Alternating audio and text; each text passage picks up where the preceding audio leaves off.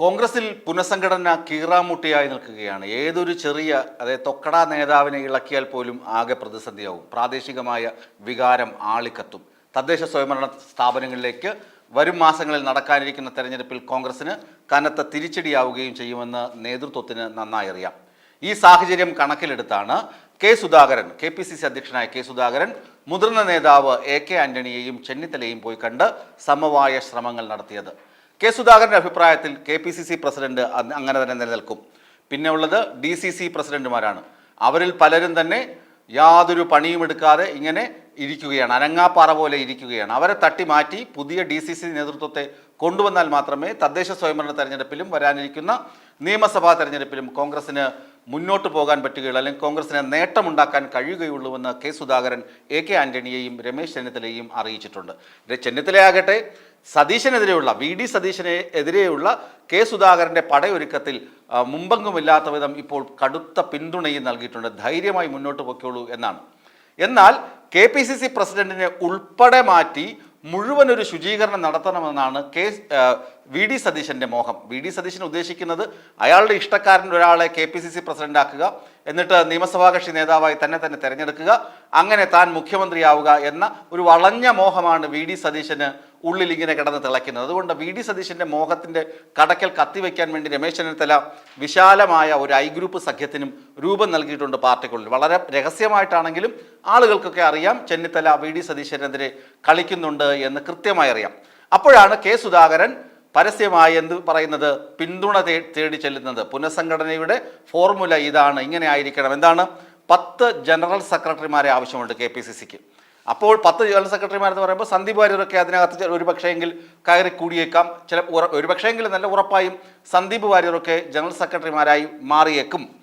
അങ്ങനെ 10 ജനറൽ സെക്രട്ടറിമാർ ആവശ്യമുണ്ട്, 14 DCC പ്രസിഡന്റുമാർ ആവശ്യമുണ്ട്, KPCC ട്രഷററെ ആവശ്യമുണ്ട്. ഇവിടെ ഈ സ്ഥലങ്ങളിലൊക്കെ പുനഃസംഘടിപ്പിക്കുക, പുതിയ ആളുകളെ നിയമിക്കുക, ഒരു പുതിയ ഫോർമാറ്റിൽ പോകുക. അതാണ് സുധാകരൻ്റെ ഫോർമുല. ഈ ഫോർമുലയ്ക്ക് KC വേണുഗോപാലും പിന്തുണ കൊടുക്കുന്നുണ്ട്. കാരണം ഈ KC വേണുഗോപാലിനും അറിയാം, ആരെയെങ്കിലും ഒരാളെ നീക്കിയാൽ അല്ലെങ്കിൽ ഒരാളെ മാറ്റിക്കഴിഞ്ഞാൽ വളരെ വലിയ പ്രതിഷേധം തന്നെ പാർട്ടിക്കുള്ളിൽ ഉടലെടുക്കും. അതുകൊണ്ട് ഈ KPCC അധ്യക്ഷനെ നിലനിർത്തുക, എന്നിട്ട് DCC പ്രസിഡന്റുമാരെ മാറ്റുക, 10 ജനറൽ സെക്രട്ടറിമാരെ വയ്ക്കുക, പുതുതായിട്ട് തിരഞ്ഞെടുക്കുക, അല്ലെങ്കിൽ അവരെ നിയമിക്കുക, ഒരു ട്രഷററേയും വയ്ക്കുക. ഇത് തന്നെയാണ് KC വേണുഗോപാലിൻ്റെയും ഇഷ്ടം. അതുമാത്രമല്ല, കെ സുധാകരന് സ്വന്തമായി ഗ്രൂപ്പ് ഉണ്ടാക്കി അല്ലെങ്കിൽ ആളെ കൂട്ടുക അസാധ്യമാണ്. അങ്ങനെ ആരും കെ സുധാകരനൊപ്പം പോകില്ല. പിന്നെ 2, കെ സുധാകരൻ്റെ ജാതി പരിവേഷം, സമുദായം, ഈഴവ സമുദായത്തിൽ നിന്നുള്ള നേതാവാണ് കെ സുധാകരൻ. ഈ 2 കാര്യങ്ങൾ കൊണ്ട് കെ സുധാകരൻ്റെ ഒപ്പം നിൽക്കുന്ന നേതാക്കൾ, ഒപ്പം നിൽക്കുന്ന ആളുകളൊക്കെ KC ഗ്രൂപ്പുകാരാണെന്ന് പാർട്ടിക്കുള്ളിലൊരു സംസാരമുണ്ട്. അത് വാസ്തവവുമാണ്. കാരണം KCയുടെ നിർദ്ദേശങ്ങൾ കെ സുധാകരൻ അതേപടി പാലിക്കും. എന്നാൽ ചില അവസരങ്ങളിൽ KC വേണുഗോപാൽ VD സതീശനെയും പിന്തുണയ്ക്കാറുണ്ട്. കാരണം 2 കൂട്ടരെ ഒരുമിപ്പിച്ച് നിർത്തണമല്ലോ. അതുകൊണ്ട് VD സതീശനെയും KC വേണുഗോപാൽ പിന്തുണയ്ക്കാറുണ്ട്. എന്നാൽ ഇന്നലെ AK ആന്റണിയുമായും രമേശ് ചെന്നിത്തലയുമായി കൂടിക്കാഴ്ച നടത്തിയ ശേഷം കെ സുധാകരൻ ക്യാമ്പ് ആകെ ആഘോഷത്തിലാണ്, ആവേശത്തിലാണ്. കാരണം എന്താണ്? VD സതീശൻ പറയുന്നതൊന്നും നടപ്പിലാകാൻ പോകുന്നില്ല. VD സതീശൻ സ്വന്തം മുഖ്യമന്ത്രി കസാരയും ലക്ഷ്യം വെച്ച് ഇങ്ങനെ മുന്നോട്ട് പോകുന്ന ആളാണെന്ന് എല്ലാവർക്കും അറിയാം. അതുകൊണ്ട് VD സതീശനെ ആരും പിന്തുണയ്ക്കില്ല. അയാൾക്കൊപ്പം നിൽക്കുന്ന യുവാക്കൾ പോലും അയാളെ തള്ളി പറയുക തന്നെ ചെയ്യുമെന്ന് ഉറപ്പായിട്ടുണ്ട് ഈ രമേശ് ചെന്നിത്തലയുടെ നീക്കങ്ങളിൽ. അതുപോലെ തന്നെ കെ സുധാകരനും AK ആന്റണി തമ്മിലുള്ള കൂടിക്കാഴ്ചയിലും ഇതേ ധാരണ ഉണ്ടായിട്ടുണ്ട്.